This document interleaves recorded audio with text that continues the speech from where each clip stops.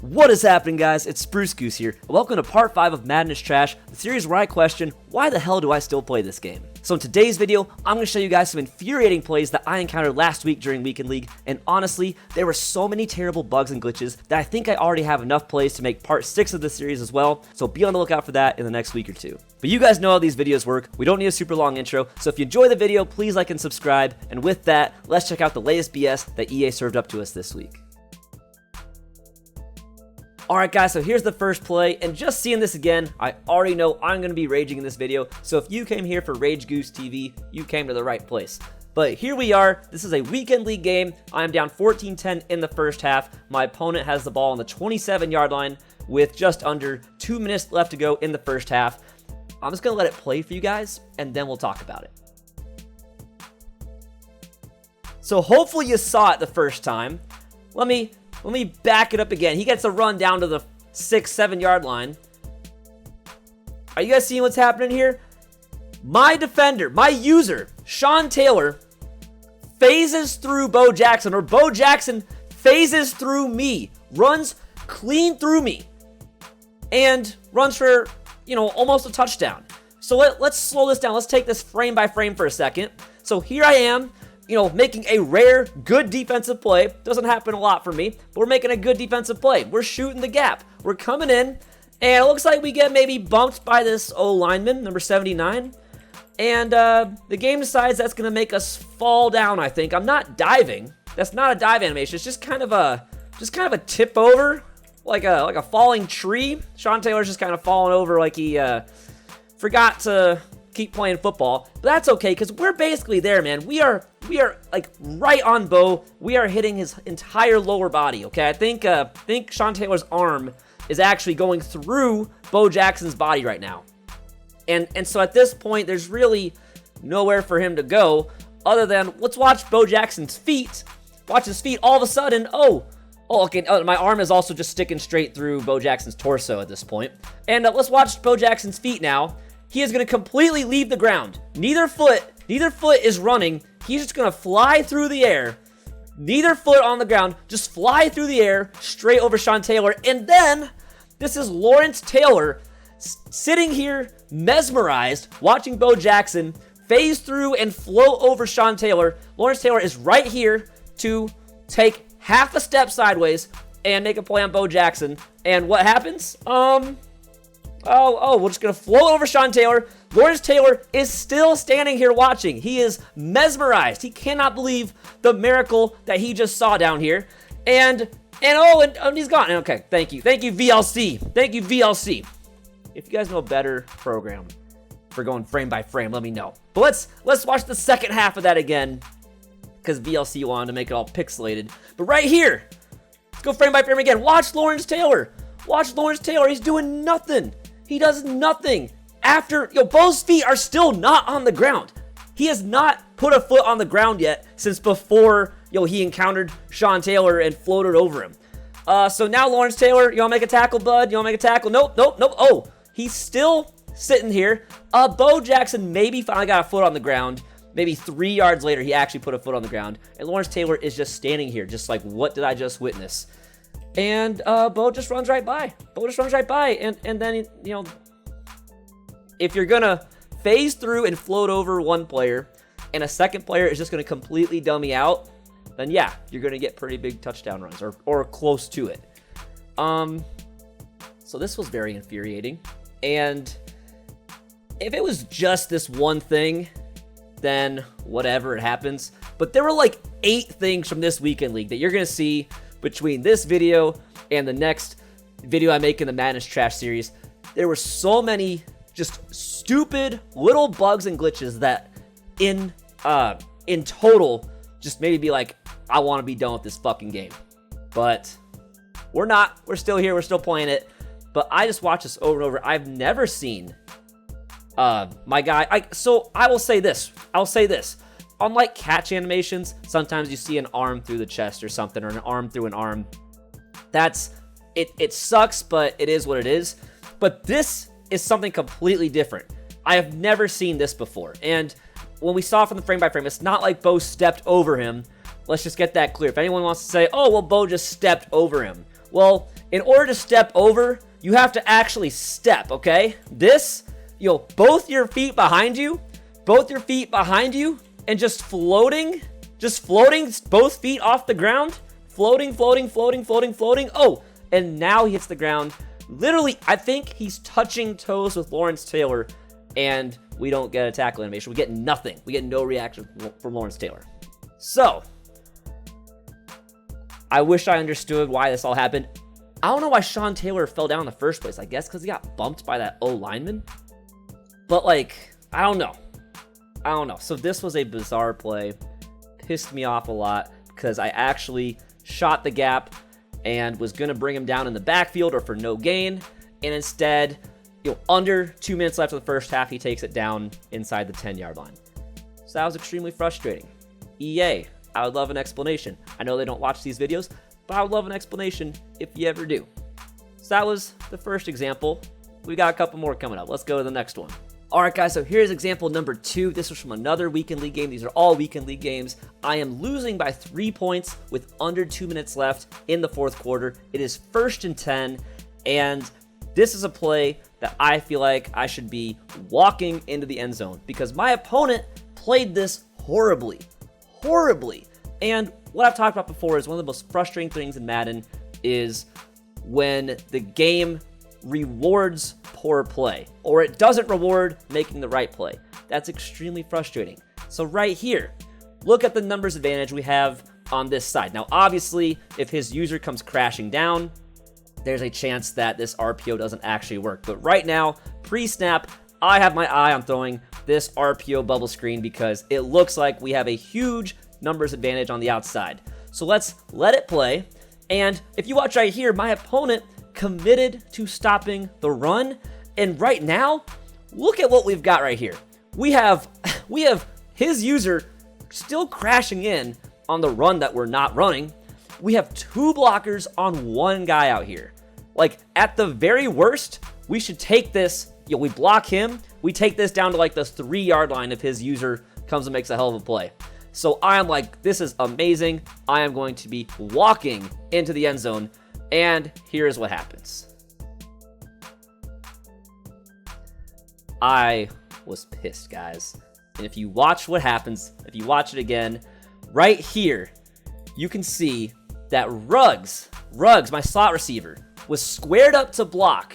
And for whatever reason, there's a guy right in front of him. Let's back it up a little bit. I want you guys to see how squared up Ruggs was, ready to engage the guy immediately in front of him. So let's pause it right here. He is squared up. He's like, yes, this is the guy I have to block. Beautiful. Everything's going to go according to plan. And I guess the game decided that because of his user way over here, that Ruggs was just going to leave his assignment of the guy right in front of him. And Ruggs completely disregards this guy and starts running this way. And it's just are you kidding me? Now, DK decided to just do nothing. And that's also frustrating. In real life, if there's no one to block, they will go look for someone to block, not just run aimlessly ahead. And I know that blocking AI is far from EA's strength. It's always been an issue. But this, to me, is just ridiculous. And you could say, oh, well, you should know that the RPO bubble screens have bad blocking. But the thing is, I run this play a lot. And a lot of the time it works really well. So that's another frustrating thing, consistency. If this play was always inconsistent, if it was always bad at blocking, I should say, I would never run it. But the fact that it has worked extremely well for me at times, those guys make their blocks more often than not, makes it all the more frustrating when they just completely dumb me out and one defender out in space all by himself cannot be blocked by the 2 receivers out there. In fact, they pretty much block nobody. Maybe Ruggs tries to block this user, which is very helpful as I get tackled for a loss. So at the very least, if we had some consistency, that'd be a little better. If you knew not to run this play because they will not block, then I wouldn't run it. But that's just the most frustrating thing. And maybe it's on me. Maybe it's on me for knowing that it's something that's kind of inconsistent. But at the same time, guys, can you really can you really blame me? When you see this pre-snap read right here, when you see this read right after the snap right here, how do you not throw it? And you have a second blocker out here. It's kind of, how do you not throw this, guys? This looks, I mean, intuitively, I will never not think this is the right read. When you see a blocker here, a second blocker here, his user's crashing in here, there's nothing that will ever convince me that this was a bad read or a bad decision. And again, when the game does not reward you for making the right decision, or it rewards your opponent for playing terrible defense. This was terrible defense for this play. And I ran this play several times previously, and he wasn't even accounting for it. He chose not to guard it. He left it wide open. We took what he gave us, and we were punished for it. So, again, these are some of the things that can make the game so unbelievably frustrating. And I don't know what it would take to fix the AI blocking. I feel like if they put enough time into it, into fixing the code, that they could fix it. But it's just not a top priority for them. There's just other things that they want to focus on. And that's very disappointing. But anyway, guys, that was example number 2. The next 2 examples are related to sideline logic and how broken sideline logic is in this game. So let's check those out right now. Alright guys, so here's example number 3, and this play actually has 2 things that bug the hell out of me. One is a gameplay glitch, and one is a presentation glitch, but the situation is I'm down by 4 with 34 seconds to go in the first half, and I don't think this was the best route combo for me, but I was going for a big play, just trying something out. I motioned DK over, and snap the ball, don't really get the things to open up that I want, but I see Metcalf, I playmaker him, throw it to Metcalf on the run, and if you see, we got 10 yards, but if you see, it says timeout at the top. And no one took a timeout mid-play. You can't take a timeout mid-play. This is a presentation glitch that's been in the game maybe since the beginning, at least for a couple months now. And timeout actually means flag, because EA quality control doesn't exist, and they don't care that this is in the game. They don't care that they're playing professional games, broadcast to tens of thousands of people. They don't care that the championship of this club championship tournament going on is going to be on ESPN2, and very likely this will not be patched, and confused viewers at home will see this timeout banner appear mid-play if there's a flag during the play, and it just blows my mind that they do not care. They do not care. So yes, timeout actually means flag, and you might be saying, well, why was there a flag? You don't get mid-play flags very often in competitive mode. So the flag was that I got illegal touching on DK Metcalf. Illegal touching. So that means he went out of bounds. He went out of bounds and came back in. I was like, what do you mean he went out of bounds? So yeah, I'm putting him on a little crosser. I'm doing that to try and draw down a deep third if he's in a cover 3. This is a cover 3 beater setup. But why would he go out of bounds? And so I watched this replay later on and watched DK, and there he goes. Just clean out of bounds, like with no regard for the sideline. You might be saying, "Oh, well, don't put him on that route over there."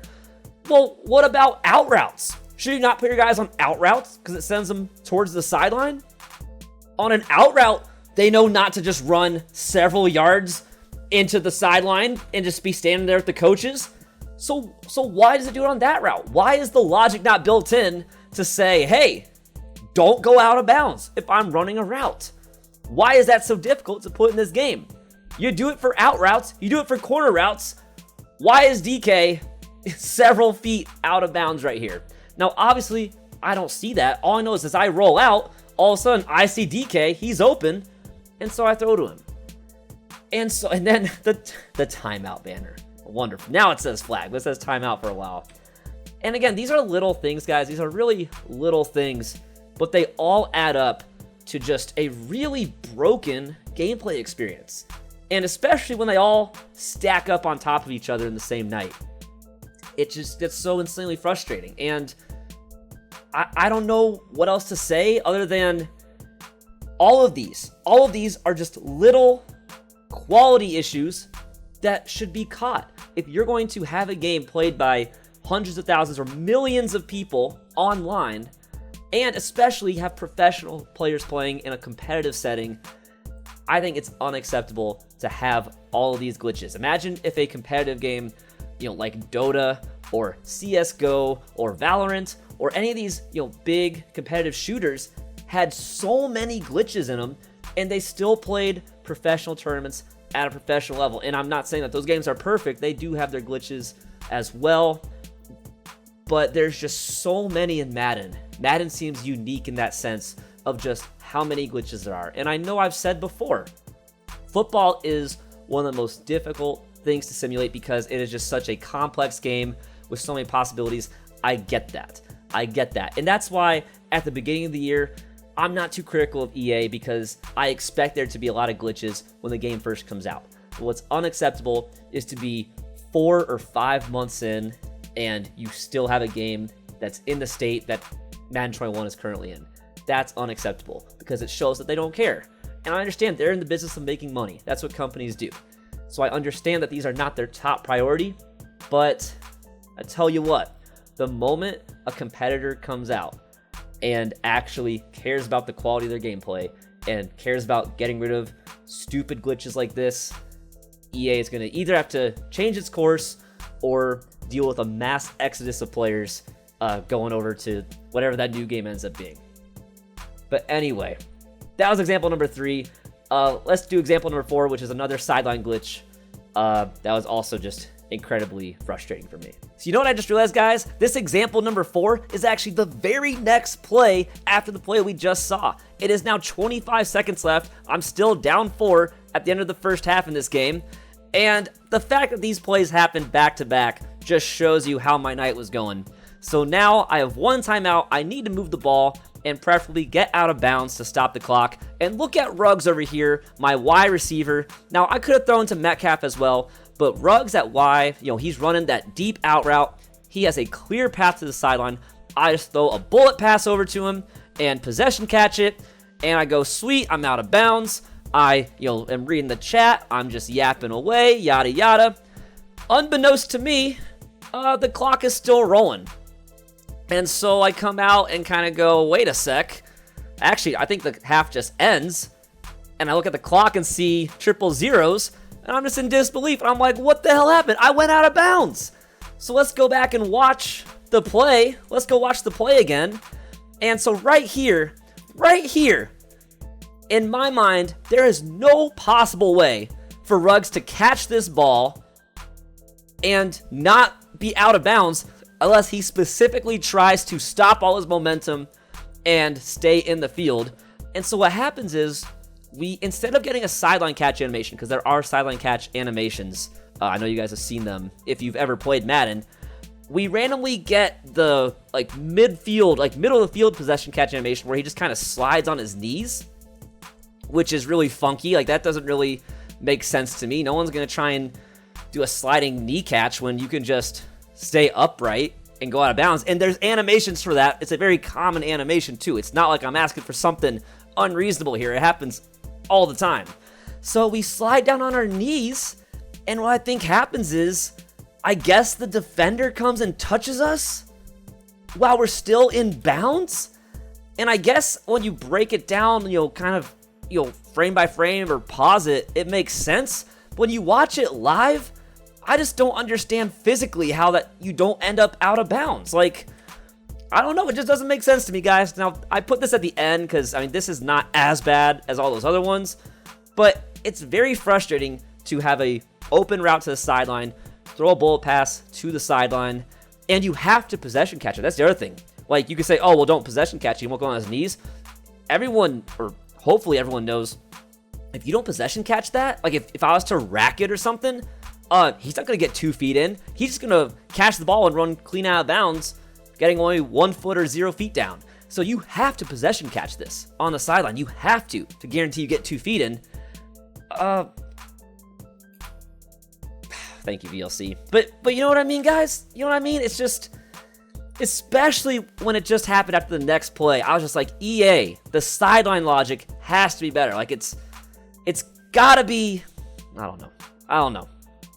I know I'm just ranting and raving at this point, but it's just extremely frustrating, guys. Look at the orange circle. The orange circle is literally halfway out of bounds. So how does he find a way to catch it and slide on his knees and get touched all in bounds? Makes no sense to me. But you know what, guys? It is what it is. Madden is trash. And like I said before, I said most of my spiel after the third example, but EA needs to fix this stuff. These are little tiny things, but they really detract from the gameplay experience. It feels like the game is just fighting against you, and especially when they all stack up. Like, I know that in the long run, it will probably even out, and I know that it's no more likely for me to have these issues than someone else. So in the long run, I'm sure it balances out. But to have all these issues stacked up, I had the last two examples happen to me back to back. It just is such a frustrating experience, guys. And that's why I make these videos, because I want to try and bring attention to it. I know EA probably won't see it, but someone's got to sit here and point out this stuff and say, EA, this is unacceptable from a football game. If you're going to be the only football game available to us on the market with an NFL license, we expect better. I don't want SpongeBob content. I don't need new MUT cards every day or every other day. I just want to be able to play the game and have players do things that make sense. That's all I want. But anyway, guys, that's all I got for you in this episode of Madden is Trash. As always, if you enjoy the video, please like and subscribe. In the comments, let me know what kind of issues you've been having. And I still want to do a video with fan-submitted clips. I don't have a great method for it yet. But if you comment, then maybe we can link up through Discord, and we can find a way for me to get those clips. But I do want to do one of these episodes with entirely viewer-submitted clips, because I know you guys got them. I know that there's so much stuff. If I can have all these happen to me, I can't even imagine the stuff that's happened to you guys. But once again, that's it for the video, guys. If you enjoyed it, please like and subscribe. Have a great one, and I'll catch you guys in the next video.